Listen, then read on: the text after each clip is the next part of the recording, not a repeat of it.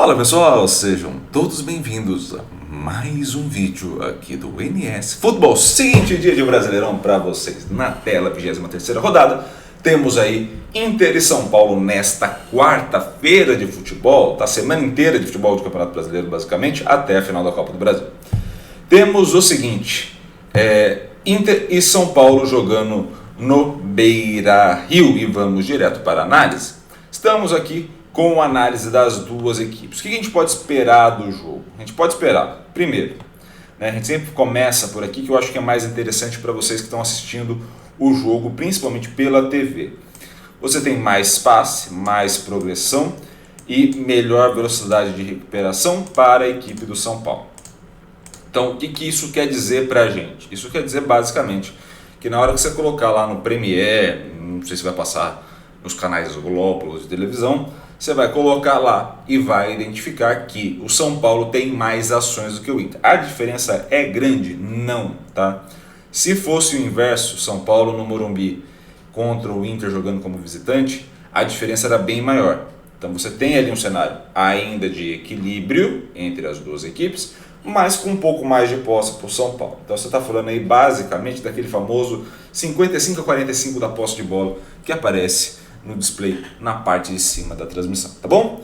Quando a gente for observar a parte da defesa, ou seja, quando a gente for observar as equipes sofrendo finalizações, você tem o São Paulo se defendendo melhor por bloqueio, mas a diferença não é tão grande assim, e você tem o Inter se defendendo melhor pelas ações dos goleiros, tá? E aqui eu vou usar dos goleiros, não porque eu bati a cabeça e acho que o Inter vai jogar com mais de um goleiro, mas basicamente porque tem mais de um goleiro participando da campanha do Inter ao longo dessa competição, tá? Nesse cenário, independente dos goleiros que tiverem ali, eles têm melhor atuação como mandante do que o Rafael ou o Jandrei, aqui no caso do São Paulo, como visitante, tá bom?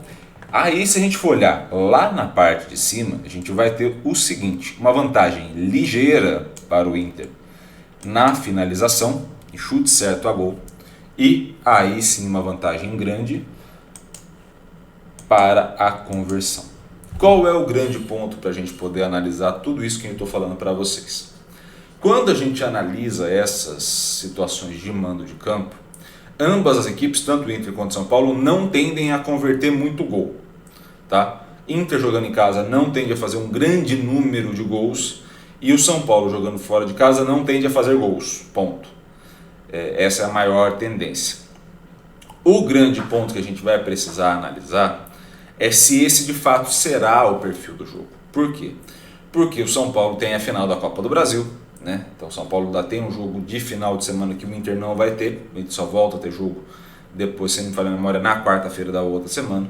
Então assim, tem um tempo aí depois de descanso especificamente da sua equipe, então vai com a equipe completa contra o São Paulo, até porque precisa do resultado para sair ali da parte final da tabela. E o São Paulo, que está na meiuca da tabela, vai focar na Copa do Brasil agora, que já não tem mais Sul-Americano. Então eu não sei que equipe do São Paulo vem a jogo. Se vier uma equipe alternativa, talvez seja uma equipe muito mais de contra-ataque do que necessariamente de posse de bola. E aí inverte um pouco as situações. Mas independente do que for, a situação é que fora de casa o São Paulo não tende a converter gols. E o Inter tem dificuldades. Então assim, o primeiro gol, quem conseguir fazer o primeiro gol leva muita vantagem nesse confronto, tá? Vamos analisar o seguinte, por mando de jogo, que foi o que a gente acabou de falar até este momento, a vantagem é do Inter. Ligeira vantagem, por conta dessa baixa conversão de gols, se daqui fosse um pouco maior, a vantagem era grande, mas uma ligeira vantagem. Por estilo de jogo, descarto o mando de campo e vou olhar só o São Paulo jogando contra equipes parecidas com o Inter e o Inter jogando contra equipes parecidas com o São Paulo. Vantagem do São Paulo, tá? E por que isso acontece? Vamos ao Internacional. O perfil do Inter por mando está aqui, tá? Em laranja e em azul o perfil por grupo, ou seja, adversários do estilo do São Paulo. Contra adversários do estilo do São Paulo, lembrando e fazendo ressalva novamente, pegando a equipe titular do São Paulo, a equipe que geralmente vinha jogando no Brasileirão, tá? Você tem uma queda da posse da bola, ou seja, menos passe, menos progressão, menos recuperações de maneira geral, o que acarreta para o Inter em menos bloqueio, ou seja, você tem menos capacidade de progressão, e aí sobra mais vezes para o goleiro do Internacional. Então, mesmo nessas situações onde eu tenho mais posicionados meus jogadores de defesa, ainda sobram espaços para a finalização adversária atingir a meta e aí eu passar a depender diretamente do meu goleiro para atuar. Tá? Então, esse é um cenário negativo para o Inter. As equipes de posse de bola que conseguem trocar bola e explorar os espaços, principalmente nas laterais, começa a gerar um problema para o Inter. Tá? Em contrapartida, temos aqui a defesa, mas complementando essa análise temos ainda uma queda no número de chutes e uma queda na produção de gols. Tá? Então, jogar contra equipes parecidas com o perfil de São Paulo acarreta isso para a equipe do Internacional. Tá? Quando a gente vai para o São Paulo jogando fora de casa em laranja, em azul contra equipes parecidas com o Inter. Eu tenho basicamente uma manutenção da progressão, do passe, da recuperação, nas duas, tanto por espaço quanto também por número de ações. Tenho uma manutenção do bloqueio, tenho uma manutenção da defesa, onde que o São Paulo aumenta essa questão? Aumenta no número de finalizações certas a gol e também na taxa de conversão. Qual é o grande problema desse cenário? Esse cenário é muito caracterizado pelos jogos como mandante do São Paulo. Isso prejudica demais a equipe do Morumbi. Tá? Nesse cenário, o que a gente pode esperar? A gente pode esperar uma vitória do Inter, o mais provável, ou pelo menos a gente pode esperar um jogo distinto até mesmo da análise se o São Paulo vier com uma equipe alternativa. Então vai depender muito do que o São Paulo vier.